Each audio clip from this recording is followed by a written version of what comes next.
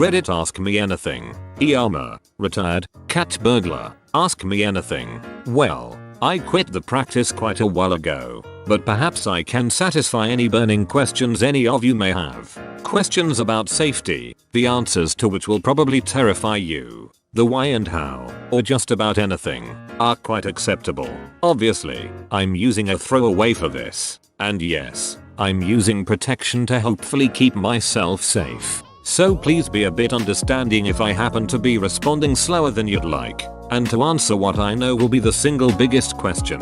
No, I never got caught. I quit of my own choosing after moving away and finding a decent job.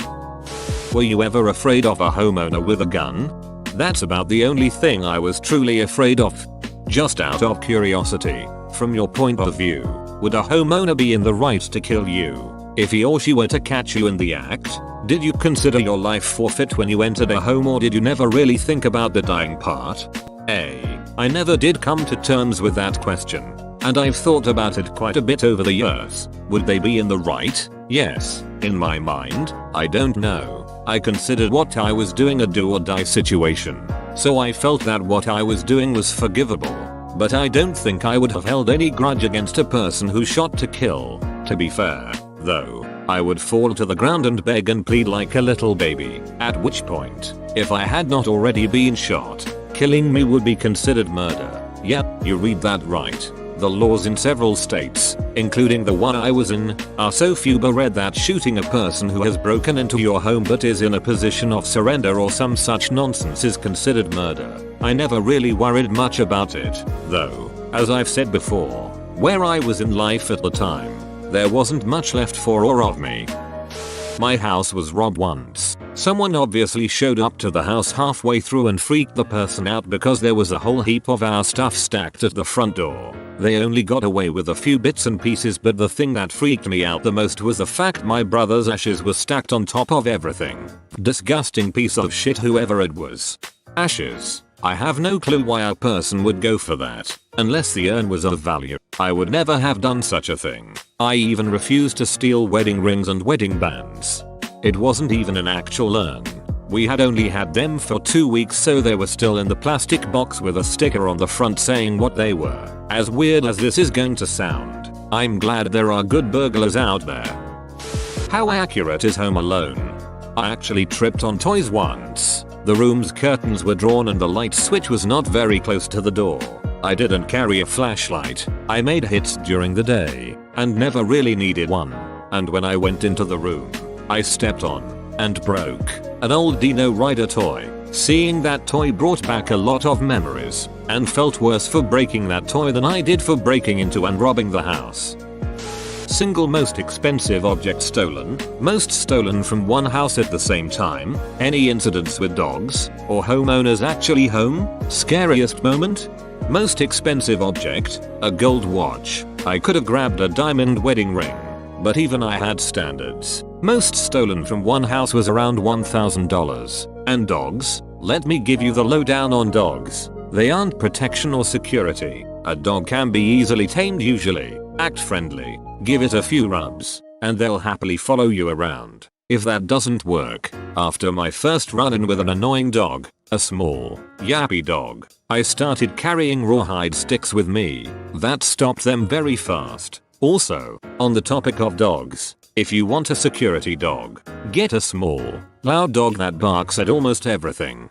Big dogs may look scary, but considering most people don't like the chance of their dog turning on them, the dogs are either very tame or chained up. Small dogs, however, bark a lot. Those were the only ones I was ever worried about. Even then, as I said, a stick or two of rawhide and they were down for the count. Scariest moment? I tried climbing up on a deck roof to get in an open window and slipped. I caught myself, and I was only on the first floor roof, but my heart was pounding that entire hit as it had never been in any other. Apparently the best security animals are geese. Will start honking at anything and can't be bribed.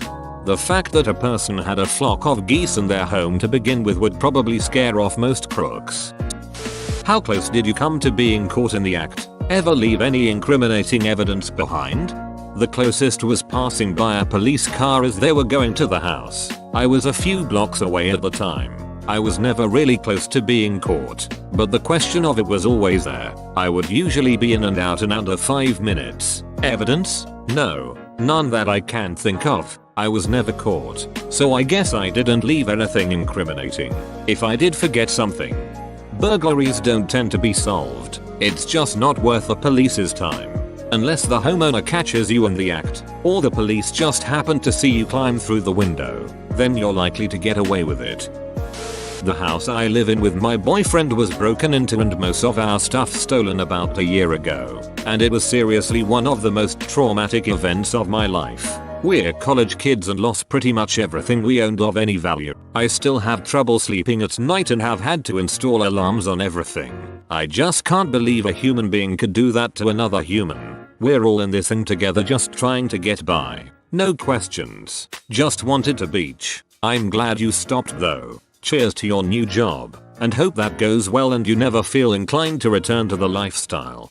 I'm going to give you the best advice for home security you will ever get. Window laminate, alarms, dogs, all of that are either useless or reactionary. The only thing that ever really shut me down were laminated windows. A crook's biggest weapon is speed, and their biggest enemy is time. If somebody were to try to break into your home and ended up hitting a window that was laminated, they would, in almost every case, run off. It isn't even all that expensive, especially since you only need to laminate the first floor windows, and any windows on a first floor roof on a 2-story house, such as a porch or deck roof. Don't waste money on alarms or dogs. Spend it on good window laminate put in by professionals, and you will be much safer.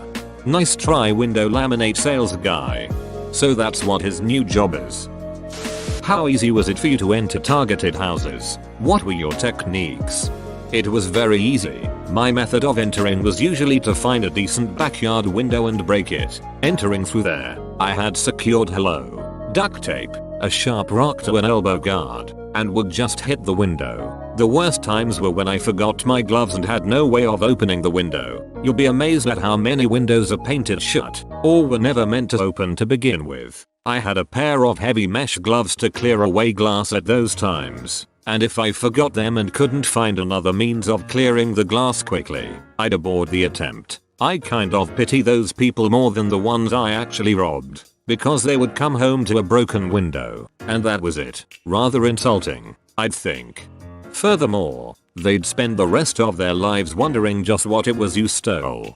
How many times are we talking here where you forgot your gloves? Seems like gloves would be pretty high up the list of items you're gonna need to go out cat burglaring. Not many. Over the year and a half I was active, I think it only happened twice. Biggest haul or weirdest thing you saw stolen in a house? X. The weirdest thing I ever saw was somebody who apparently collected those wooden Indian statues from outside cigar shops. They had more than I cared to count. I cannot tell you how creepy it is to be in a house with those things lurking in the shadows, staring at you. That particular house actually scared me a bit, because I kept jumping, thinking the statues were a person. A statue would be in a random corner, and I would see it, and my heart would start racing. My biggest haul? Probably around $1,000. I never went for electronics, just quick and easy pornables or cash. What's quick and easy pornables, and where did you look for cash? Quick and easy pornables are jewelry, for the most part, but I drew the line at wedding rings and wedding bands. I never stole a person's wedding rings. I would look for cash on kitchen counters, near the coffee pot, as well in the cupboards near it, around the area where keys were hung, in jars and boxes, especially ones on the upper shelves of bookcases, in bedrooms and bathrooms, on vanities and in the clothing drawers, under beds, under mattresses, under lamps. Quite a few people hid cash under lamp pedestals, and just about anywhere that there didn't seem to be much collected dust, but was a small enclosure, small drawers and cabinets. Yes, I would take a glance at the level of dust in the house to get an idea for the well-traveled areas. I generally didn't bother with a safe, though. A lot of crooks do, if they have a vehicle available. But since I had to hoof it, lugging around a safe would be a bit too obvious. That's all. You master breaking into houses only to steal minor jewelry and change? I don't understand. How is this less than $1,000 worth risking your life record? He mentioned that prison was not a relatively great disincentive for him, as 3 meals a day and a place to sleep was more than he thought he would have been able to attain without stealing at that time. Exactly how many cats have you burgled? I've never burgled any cats, but if you count the dogs I bribed, it's probably in the 30-40 range. I never actually stole them, though, just bribed. We talkin' doggy treats or horse tranquilizers here, browski? Rawhide sticks. Actually, it was easy to fit quite a few in a pocket, and they would satisfy pretty much every dog. No kidding, my mom always told me, a dog's the best burglar alarm you'll ever have. Guess she was wrong. The best alarm you can have is a motion triggered hidden camera. I would suggest one that is embedded in a clock radio that records to an onboard SSD. Not many crooks are going to take what looks like a $10 alarm clock. Otherwise, for protection, get window laminate. That is one of the only true security systems that actually works. A hidden camera to catch your masked face? There's more information available than just the face, but the face is the biggest chance in catching a person. Height, weight, race, all of these are picked up by a camera, which can be a big help. Yay baby, that camera next to my bed, it's for burglars. Did you ever carry a weapon with you? Had you considered using it or threatening to use it when given the opportunity? Did you steal during the day-night? And did you study the houses and their occupants carefully to avoid confrontations? I had a pocket knife with a 3-inch blade, but that wouldn't have done much as a weapon against somebody in their home. It was mostly for cutting a screen or similar situations. I wouldn't have used it, though, as a weapon. If I had ever encountered a person, I would have just ran. My hits were during the day, usually around 10 or 2. People were at work, and it was either before or after lunch. Night hits are only in movies, books and jailed thieves. People are home at night, and far too many people have guns. I never made a night hit and never wanted to. As for studying, not usually. I might make a pass and then come back an hour or 2 later. But I usually just kept my eye out for obvious signs of nobody at home. No cars, no movement, no flickering TV, computer, etc. The times I did do studies was usually when the houses were near parks, and I could watch for a bit longer without making people suspicious. Even then, though, I usually just watched the kitchen, if I could, for an hour or so. Were there things that you looked for that made you select a property? Also, how did you offload hot items? Did you have a fence, or random sales? How does that work? No cars in the drive or on the street. Plenty of windows on the garage to check for cars inside. Large windows on the front of the house, easy to see inside to case. No flickering TV, computer. No music. Signs of a decent person. Well manicured lawn, well tended flowers and a clean sidewalk and drive. It's 10 AM. You're probably at work, and an enclosed backyard. Seriously, the worst thing you can do, other than leaving everything wide open with signs announcing it, is having an enclosed backyard. I realize I edited my comment and probably didn't catch you in time, but would you fill me in on the offloading question? How did you offload hot items? Did you have a fence, or random sales? How does that work? Sorry for the ninja edit. I was trying to ask original questions. P.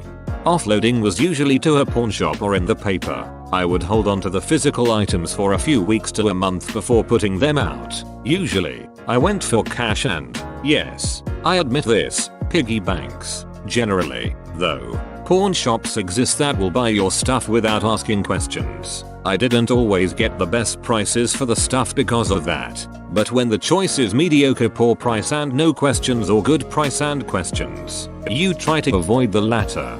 Were you ever nervous they would see your face and then later trace the items back to you? As in, they find items and somehow discover you on film later or some such from the shop? Were you often just a nervous wreck? I would be.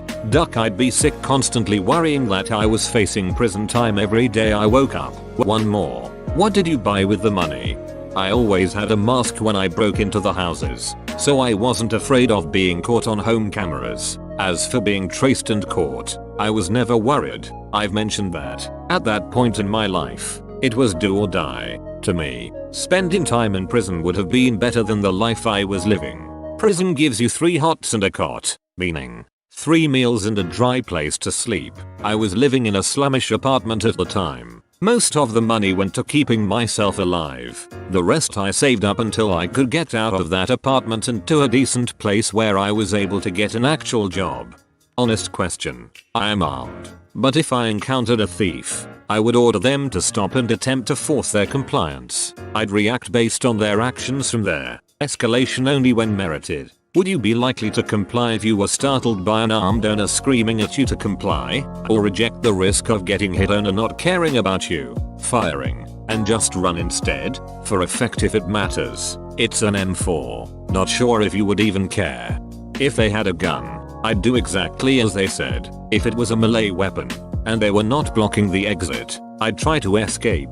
Any type of firearm would turn me into a blubbering wreck, though. But do not think this answer goes for everybody. Plenty of crooks will try to escape or defend themselves. If you catch a person breaking into your home, and you have a gun, shoot twice to kill. Do not attempt to apprehend them or stop them if you do not intend to kill them. If you want to do that, just hide and call the police. If you are going to confront somebody who has broken into your home, you do so with only one conviction. One of us is leaving this house dead. Any other reaction to a confrontation is a fool's gambit. Whoa, you made it to the end? You're a ducking beast. Thanks for watching, mate. Make sure to smash that like button and subscribe for more high quality content.